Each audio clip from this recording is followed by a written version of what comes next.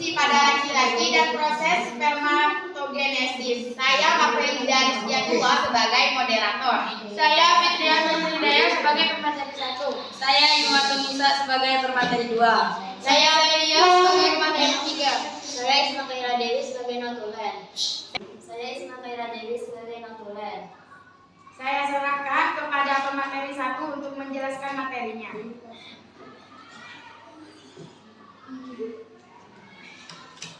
B. Pengertian struktur dan organ reproduksi laki-laki dan proses spermatogenesis.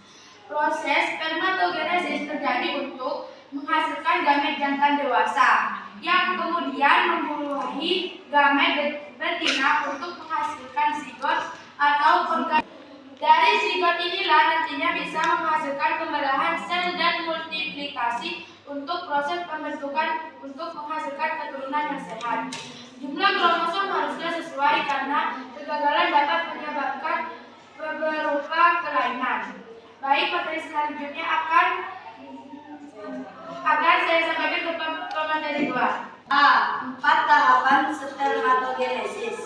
Spermatogenesis melewati 4 proses, yaitu tahap pertama spermatogonia diploid yang terletak di tubulus seminiferus akan bereplikasi secara mitosis dalam interfase sebelum metode meiosis 1 untuk membuat 46 pasang kromatid.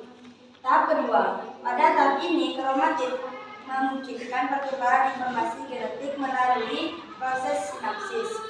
Ini dilakukan sebelum membelah menjadi spermatosit haploid melalui meiosis.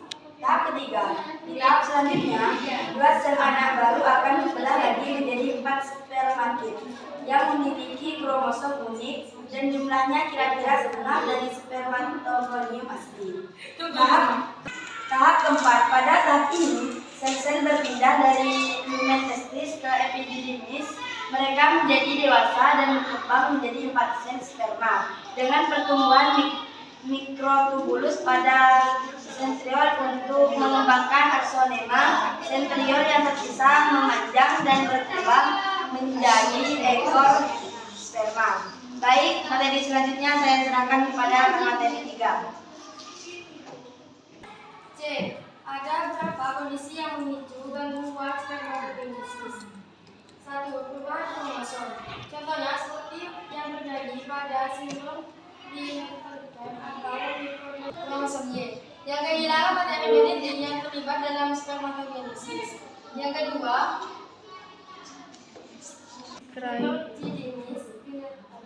ini adalah kegagalan punya salah satu atau kedua testis dalam skrotum. Kondisi biasanya terjadi ketika bayi di dalam kandungan di awal kehamilan ataupun di usia kandungan menginjak 7 bulan. Yang ketiga, torsio testis merupakan kondisi ketika pembuluh darah yang menuju testis berjepit. Hal ini mengakibatkan lambatnya aliran darah yang menuju testis. Yang keempat, trauma. Trauma pada testis bisa disebabkan oleh beberapa yang tidak tuntas, bisa memicu penumpukan darah di testis yang mengakibatkan rasa sakit. Yang kelima, infeksi. Beberapa jenis infeksi bisa menyebabkan tertumbuh spermatogenesis. Contohnya adalah gondongan, infeksi, menular, seks, dan lain sebagainya. Ya. Apakah ada pertanyaan dari kelompok lain? Ada.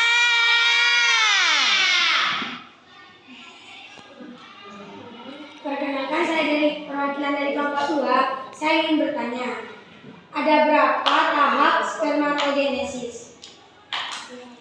Baik, saya terima pertanyaan dari kelompok.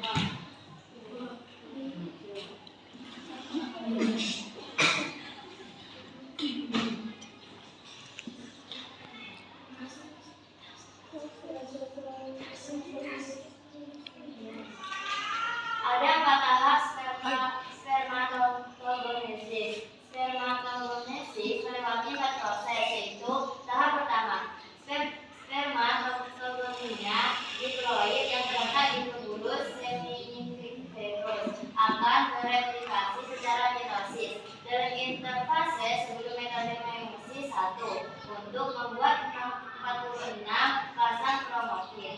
Tahap 2. Pada tahap ini kromatid memungkinkan informasi genetik melalui proses inapsis. Ini dilakukan sebelum membelah menjadi spermatosis haploid melalui meiosis.